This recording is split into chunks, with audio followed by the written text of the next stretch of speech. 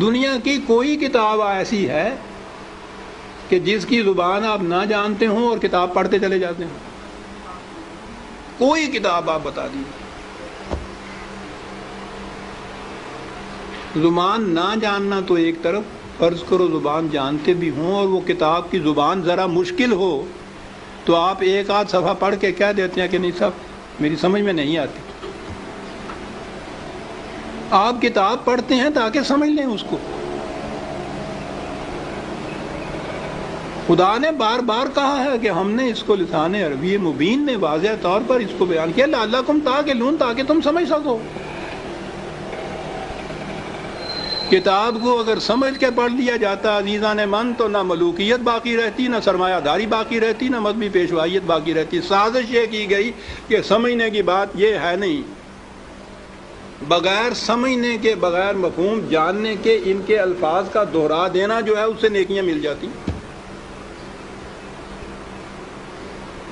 ایسا چکر دیا کہ کتاب کا سمجھنا جو تھا، سمجھنا کتاب کا بے معنی ہو گیا، بغیر سمجھے ہوئے اس کے الفاظ کا دہرا دینا عین مقصود یہ رہ گیا۔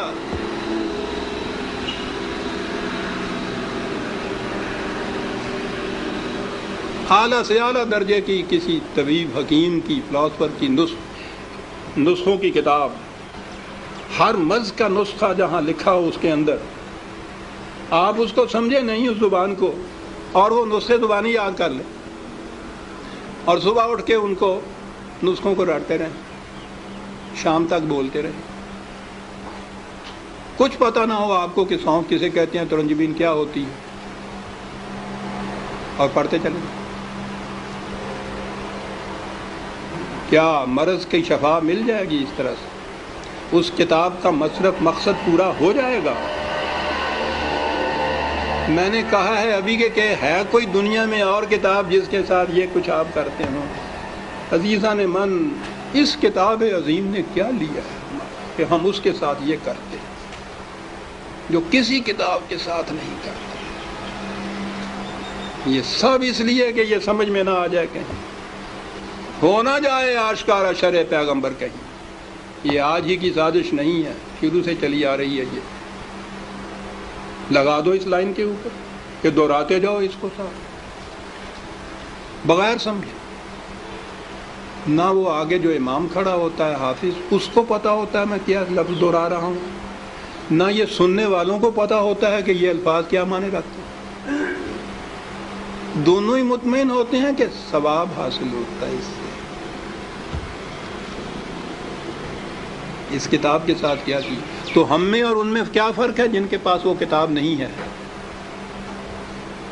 فرق یہ ہے کہ ہم دور مجرم ہیں، ہے بھی کتاب اور کتاب کو اتنا، اس کو پڑھنا تو کہیں گے نہیں، پڑھنا تو پھر بھی وہ ناظرہ پڑھا جاتا ہے جو دہراتے ہیں۔ ناظرہ پڑھنا بھی تو یہی ہوتا ہے، الفاظ ہی ہوتے ہیں جن کو دہراتے ہیں ہم۔ یہ کتاب ہدایت تھی، یہ وہ نقشے اس میں دیے ہوئے تھے کہ فلاں دوراہے پہ پہنچو تو دائیں کی طرف مڑ جاؤ تو اس طرف جاؤ گے، بائیں کی طرف کا راستہ اس طرف چلا جائے گا۔ نہیں سمجھتے اس کو، ہر مرض کی شفا تھی اس میں، دورائے چلے جا رہے ہیں۔ یہ ایک پورا ریلا حفاظ جسے کہتے ہیں، صرف حفظ کیا ہوا کچھ معنی نہیں جانتے، اسی میں وہ پھر قاری آ جاتے ہیں، حفظ بھی کیا ہے، پڑھتے بھی ہیں، پھر قرأت کے ساتھ گا گا کے پڑھا جاتا ہے اس کو۔